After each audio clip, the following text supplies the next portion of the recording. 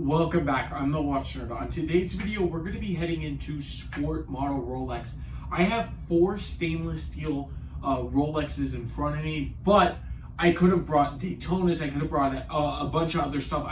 I'm not going to focus on the watches.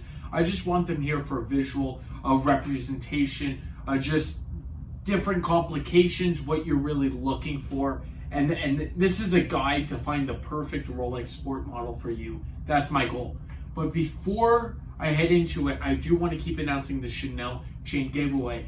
Once I reach 1,000 subscribers and Diamonds and Beyond USA gets 1,000 followers, I can give this chain out to one of you for free. Doesn't matter where you are in the world. I will ship this. It will be shipped randomly to one of you out there. So just follow the 4 steps in the description below so we get you in the competition and we can get you this chain. Without further ado, let's flip you around. Flipping ourselves around, I have 5 Rolex watches in front of me. I didn't add the Daytona here. There's a few other models out there, I should say, but these are sort of the essentials. This is what you kind of need to know when you're getting into the sport model range. So I first want to say that yes, the Datejust is not a sport model, so that is the one that's out here. But I put it on the outside just because it is on the affordable end compared to these other watches, and it is all stainless steel. Some people like that 36 millimeter. Well, these are 40 except for the GMT Master there. 1675. This is the Rolex Yacht Master in steel, as you can see here. High polished mid links. These both are all brushed, as you can see. The polar dial, Swiss only. That means it's Luminova. And then this is a 2005 Submariner right here. And all these watches are here at the shop. I just wanted to go over basically the essentials. So you first need to know what you want your sport model to be. If you don't want a lot of complications, you want it very simple, then I would go with the Datejust, and you wouldn't call it a sport model. You would just call it, I call this more of a dress piece. They are the oyster case, so you get that oyster case, but at the same time, it is not really a sport model. So that's what you get with the Datejust, time and a date. That changes immediately at midnight. Now, taking the Datejust out, just because it is more of a dressier piece, it's not as a sport model, and let's heading into just the sport models here.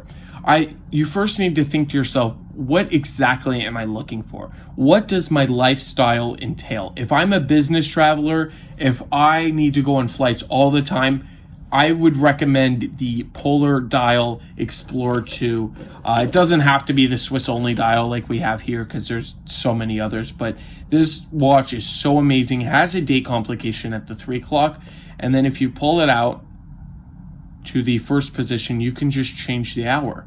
So if you're on a flight for 2 hours and you need to go, you need to go and fly somewhere, you could just take this watch, move 2 hours and go. If it's 12-hour flight, any time, this is probably the easiest. Doesn't hack the watch, so the authenticity of the chronometer certified status still stays. And I think it's a little more handy than the actual GMT Master, just because, well, this is before the GMT Master 2, of course. 1675 is a very old piece. This one's from the 60s, but they ran till the 80s. This, of course, came out, this was 1999 with the Swiss only dial right there. But these came out in the 70s, and they're very, very handy. I think the 24-hour locked bezel is really great on it because it's on, of course, military time now, but you can use it for so many things. This watch, you can track a separate time zone, and it is a lot cheaper than the 1675 in price too, so I think it's a little more handy. I know that there's no bezel there, it's a locked bezel, but I think it's still beautiful. So if you're a business traveler, I recommend this. If you like the GMT Master better, then go ahead, go get a GMT Master, but I think this is a little underappreciated, but now it's getting more esteem. If you're a big sport guy, you're a surfer, you're especially a diver, because they built this watch, you would get this over those two, just because this is what it's meant for. 300 meters of water resistance. I think everybody really knows what the sub is, or at least seen this sub, because this is probably the most iconic piece. It's all stainless steel brushed, as also the Polar Dial and the 1675 are all brushed. I haven't mentioned Yacht Master yet, but we'll get to that, so don't worry. But it is all brushed, so it gives more of a sport feel. This is a tool watch. All these I consider tool watches, even the Polar Dial, because this is actually the original meant for it, was to going cliff dwellings and exploring, the Rolex Explorer.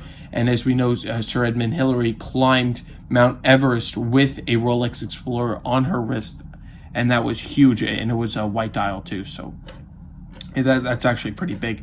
1675, just this piece alone was, of course, in many movies. It was built for Pan Am pilots. So all these, what I'm trying to get at is all these have a great story, a great history. This was named the Steve McQueen watch, the Explorer 2, but we never seen Steve McQueen wear it. It was just a fun name for it. And this is just great history right here. This aluminium bezel. I had a bakelite.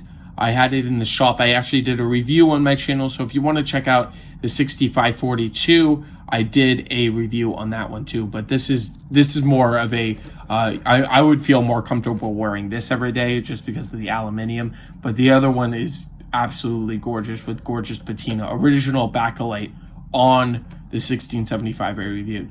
But putting these three aside, because we'll come back to these, I want to talk about the Yacht Master on its own, because this watch is not like any of these three. Well, it tells the time and has a date complication at the 3 o'clock, but this watch was not built for a purpose of diving, of this or that. This is called the Yacht Master, and that's exactly what it does. This watch is meant to be very casual. You're on the beach or you're swimming off your yacht. That's really what it is, and it has 100 meters of water resistance.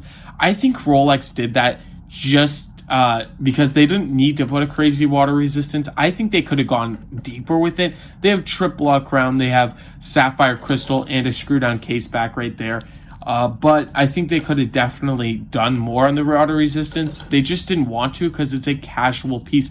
They were going to make this the Submariner, actually. And I did a comparison of this watch with the 2000 Submariner because these were both from early 2000s. So you get really of a feel for it. High polished mid links makes it separate from the others too, and it's more casual. I think it's a beautiful case. Platinum bezel, bi-directional. So that makes it different from all the others, except actually the GMT Master is bi-directional. I shouldn't say that. And the other one's fixed, but it's bi-directional for a purpose, for tracking time zones. This is just bi-directional for, I guess, for convenience, because you're not going to be diving with this watch. And they made sure you're not going to dive with this watch because they put 100 meters of water resistance, and then they put a bi-directional, not unidirectional on this. The Submariner, on the other hand, is completely unidirectional, a very solid piece, as you can tell here. Really, really solid. Once I get it going here, there we go. As you can see, clicks very nicely.